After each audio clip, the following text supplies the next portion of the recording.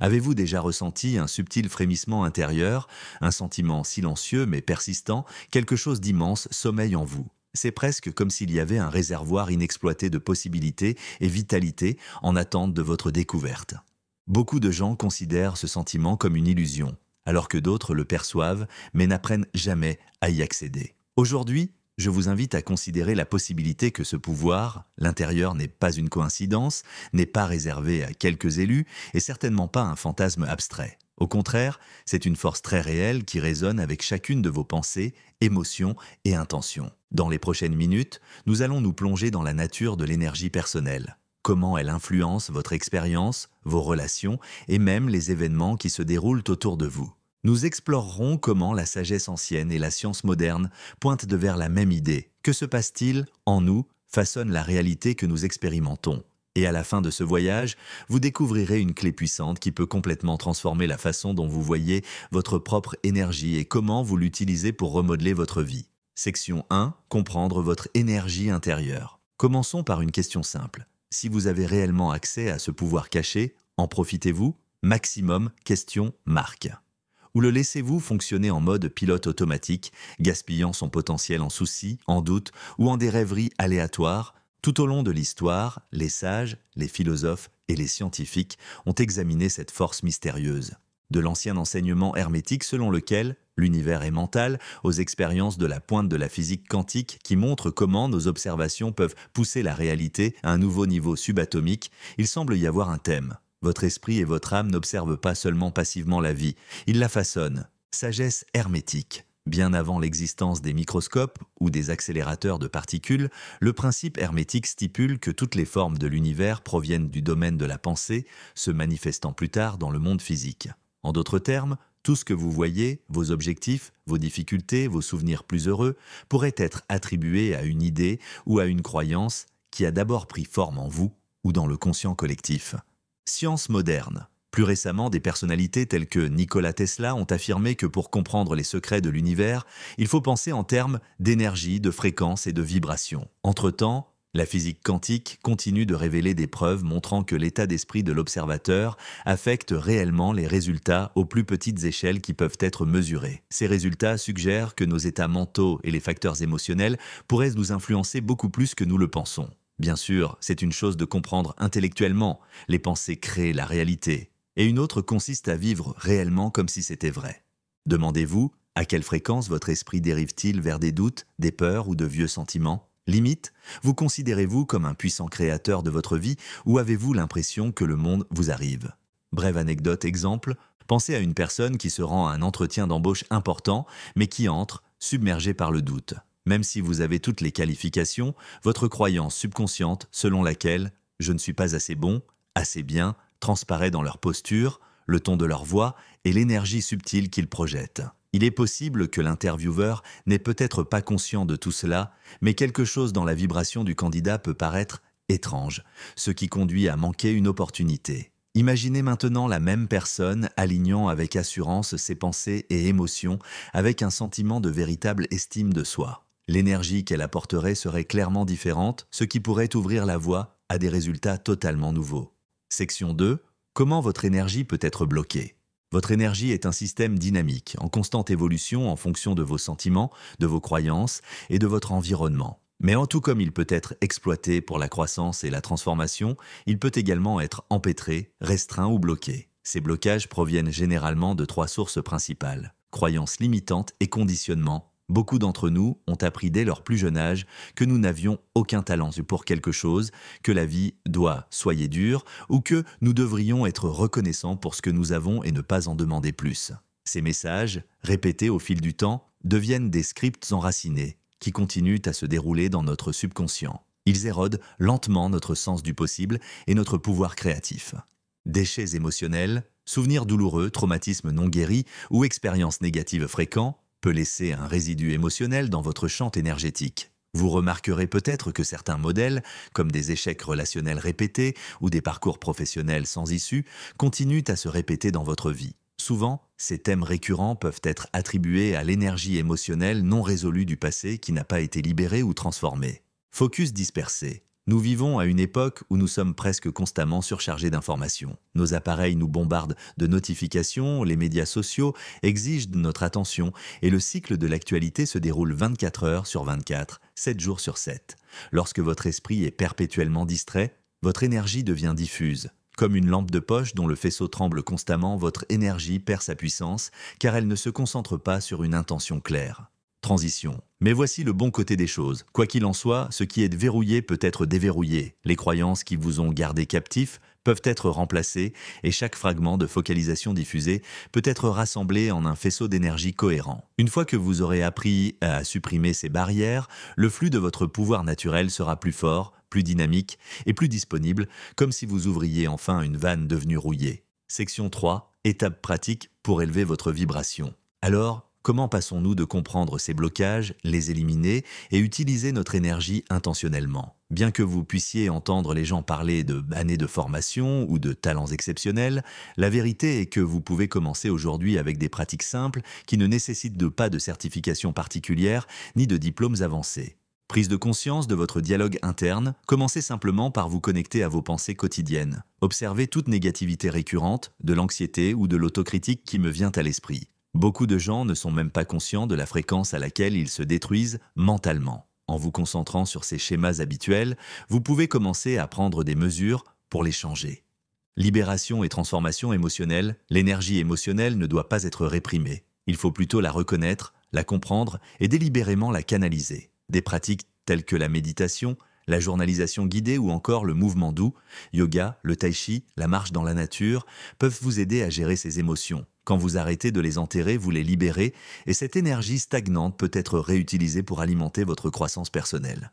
Intention focalisée et visualisation. Si vous voulez profiter de votre énergie, vous devrez la focaliser le plus clairement possible. Suivez l'exemple des athlètes qui visualisent leur performance bien avant l'événement réel. Fermez les yeux, ralentissez votre respiration et créez un film mental vivant du résultat souhaité. Plus vous incluez de détails, couleurs, sons, sentiments, plus le signal que vous envoyez à la fois à votre subconscient et à l'univers dans son ensemble est fort. Augmentez votre fréquence émotionnelle. Les émotions telles que la gratitude, la compassion et l'amour résonnent à des fréquences plus élevées. Lorsque vous vous attardez sur ces états émotionnels, vous êtes plus susceptible de vous connecter à des expériences qui correspondent à leur fréquence.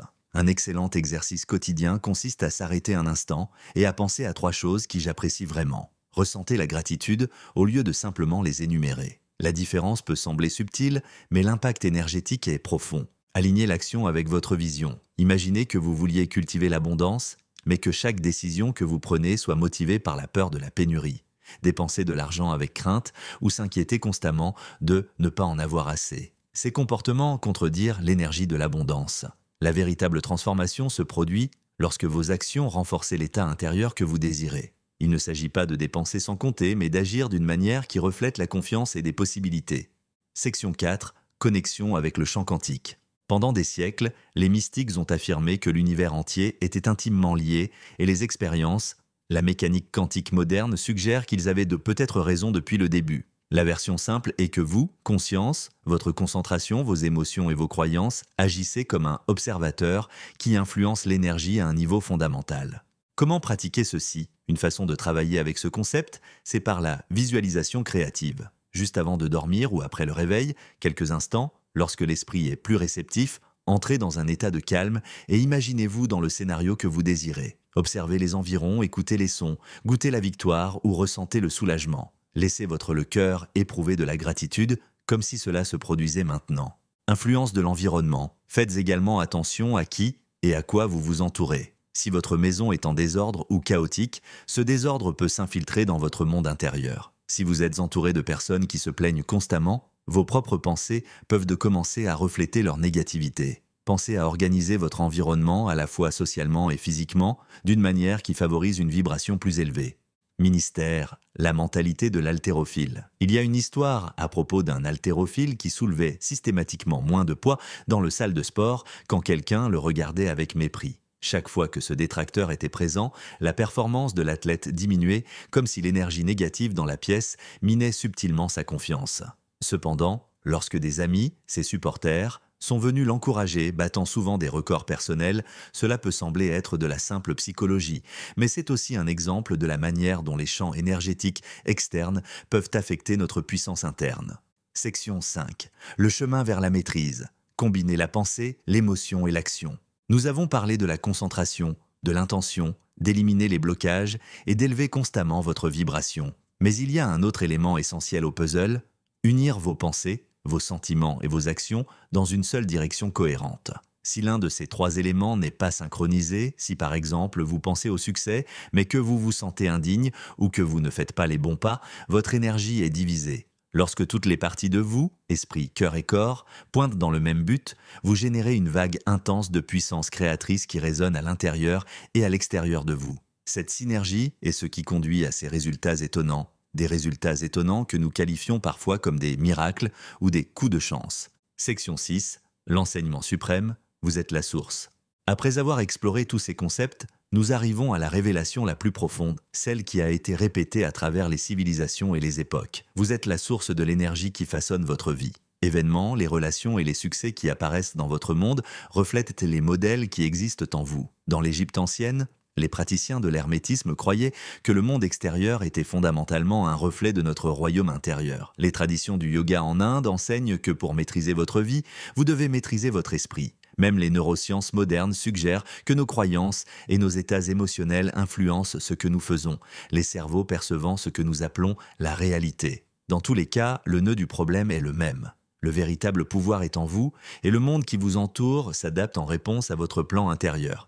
Pourquoi cela? Ça change tout. Dès que vous vous voyez comme la source, vous réalisez que la véritable transformation, cela ne viendra pas du réagencement des détails externes, ni de l'attente d'une permission de quelqu'un. Le changement commence à la racine, dans votre propre conscience. Analysons les principes de base qui font de cela un enseignement si puissant. Acceptez que vous êtes le créateur de vos expériences.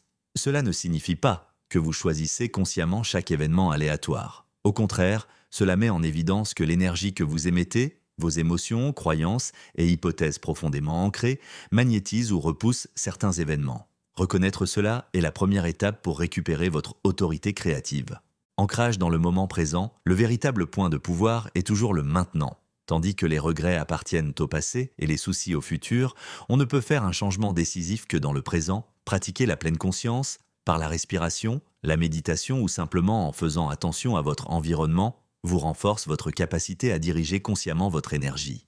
Utilisez l'émotion comme carburant. Les pensées sans émotion sont comme des flèches sans élan. Si vous voulez envoyer un signal clair à l'univers, insufflez-lui du sentiment. Lorsque vous pensez à un résultat souhaité, laissez votre corps en faire l'expérience, l'excitation, la gratitude ou l'émerveillement que vous ressentiriez si c'était déjà le vôtre. Aligne le corps, l'esprit et l'âme. Si votre cœur dit oui, mais que votre esprit dit non, ou si votre esprit et votre cœur s'alignent, mais que vos actions crient « j'ai peur », vous finissez par envoyer des signaux contradictoires. Parvenir à un alignement nécessite parfois une approche honnête, l'autoréflexion ou des outils tels que la thérapie, le coaching ou les disciplines spirituelles qui aident à harmoniser ces aspects de votre être. Abandonnez les attentes rigides.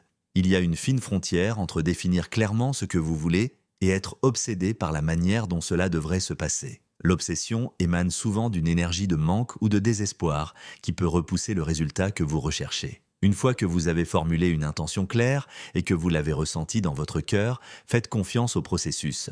Donnez à l'univers un espace pour réagir d'une manière que vous n'auriez peut-être pas anticipée. Devenez l'énergie que vous désirez. Surtout, rappelez-vous ce principe directeur. Si vous voulez plus d'amour dans votre vie, entraînez-vous à être plus aimant. Si vous aspirez à l'abondance, incarnez la générosité et une mentalité de plénitude. Le monde extérieur finit par refléter nos états internes, donc investir dans un esprit aimant et généreux, c'est pratiquement d'assurer que l'amour et l'abondance viendront à vous.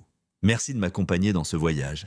À mesure que vous avancez, puissiez-vous trouver le courage d'exploiter pleinement votre potentiel énergétique et regarder avec étonnement la vie commencer à refléter la force et la sagesse que vous avez toujours portées en vous.